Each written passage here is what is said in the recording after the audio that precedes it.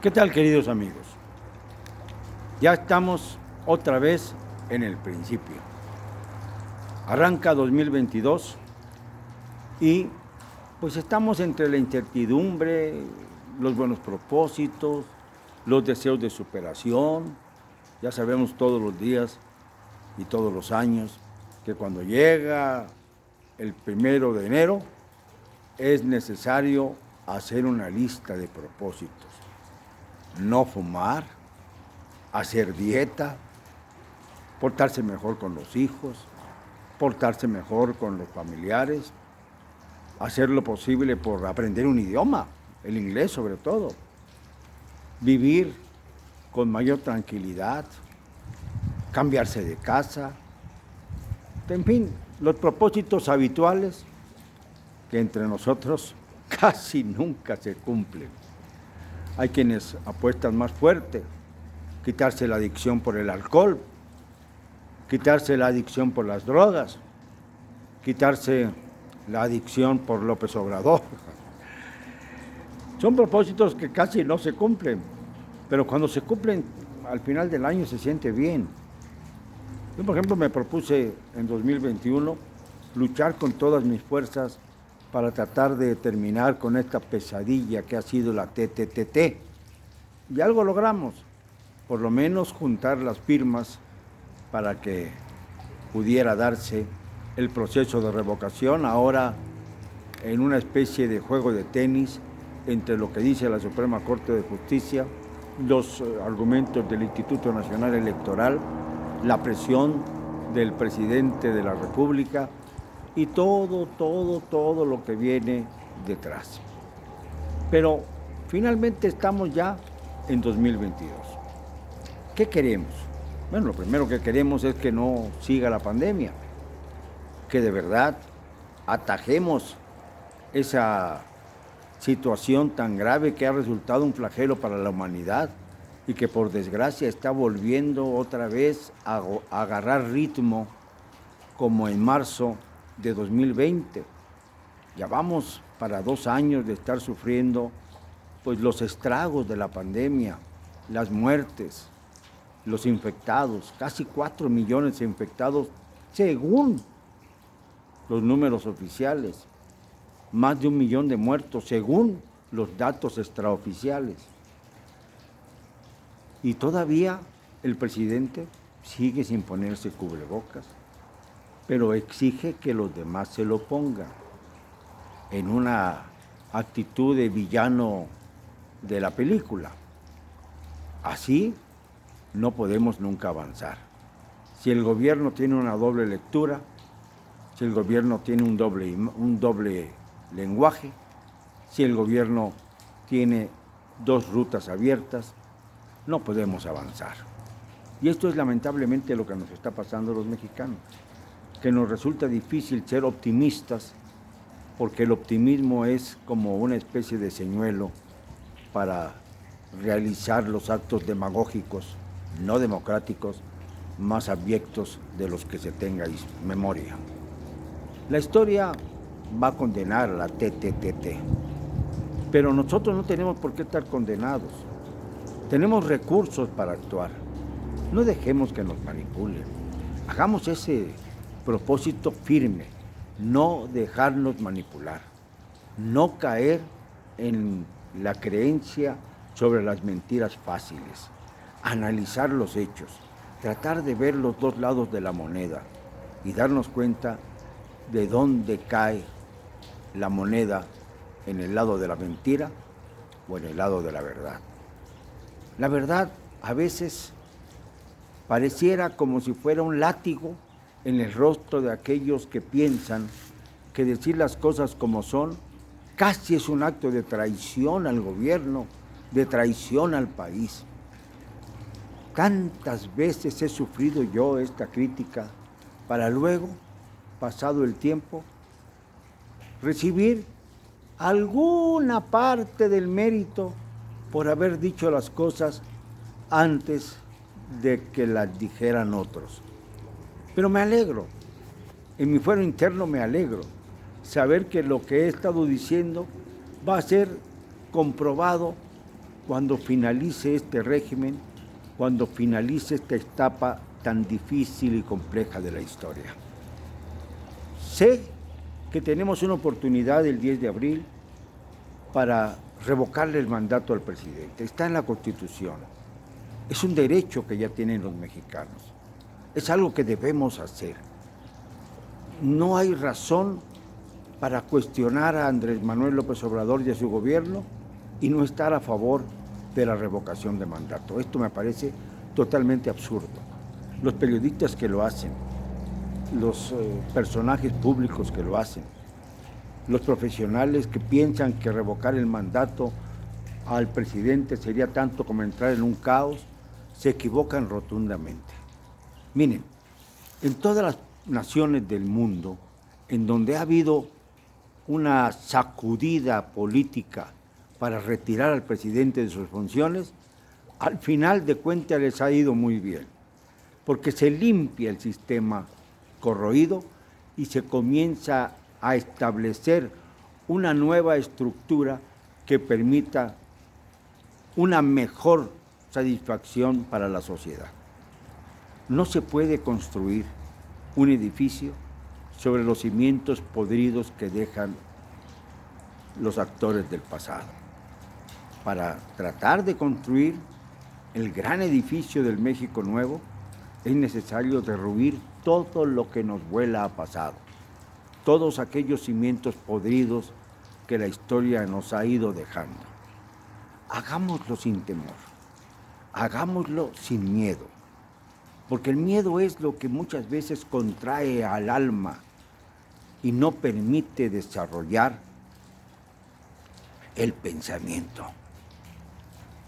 El miedo a perder comodidades, el miedo a ser sencillamente colocado en una situación de gran dificultad en el trabajo, el miedo a perder el estatus social, el miedo a ser motivo de represión por parte del Estado, el miedo a ser objeto de represión por parte de los grupos criminales, el miedo a tratar de querer una cosa, pero guardársela adentro por no tocar ningún interés que pueda ser perjudicial para uno mismo.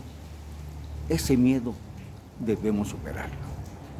Ningún cambio en la historia del mundo se ha dado con algún porcentaje de riesgo, a veces muy alto, y a veces se ha pagado con sangre, pero finalmente se obtiene la libertad para los que vienen detrás de nosotros, se obtiene la soberanía de una nación, se obtienen sistemas mejores de gobierno que permiten evitar lo que tanto se nos ha dicho que debe evitarse, la corrupción, los flagelos de la nación, como por ejemplo la violencia desatada que no ha sido contenida durante estos años.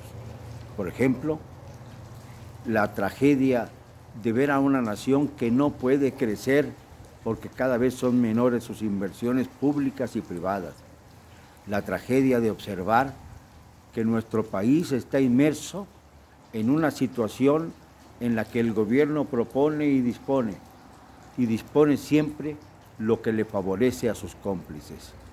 Los grandes monumentos a la corrupción que significan las obras públicas llenas de fantasía y utopía no nos van a redimir de la tragedia de estar simple y sencillamente atados de mente y atados de brazos.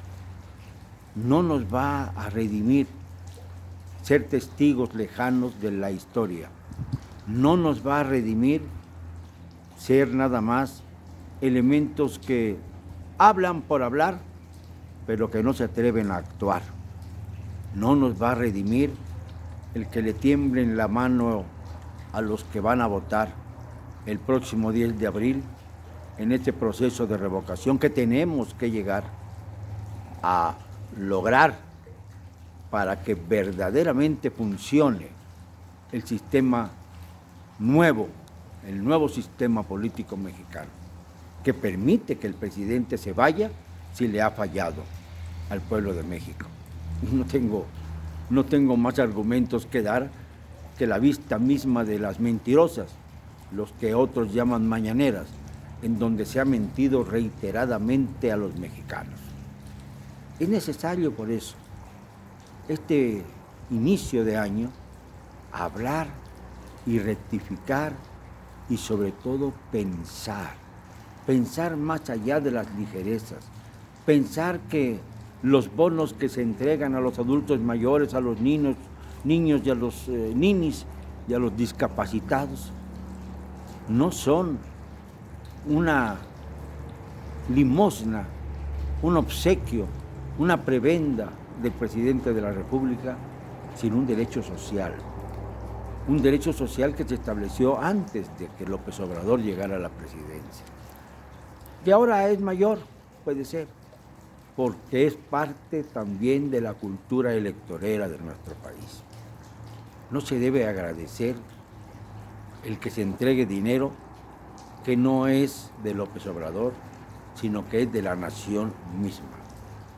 Esto es muy importante subrayarlo, porque también hay quienes creen que el hecho de ser vacunados es algo que debe agradecérsele al presidente y no como obligación que tienen todos los gobiernos de todo el mundo de proveer de esta vacuna para salvar a la humanidad contra el COVID, contra el Omicron, contra todo aquello que flagela la salud universal. No es un privilegio de los mexicanos y no es un obsequio del presidente de la República. Tampoco es un obsequio la revocación de mandato.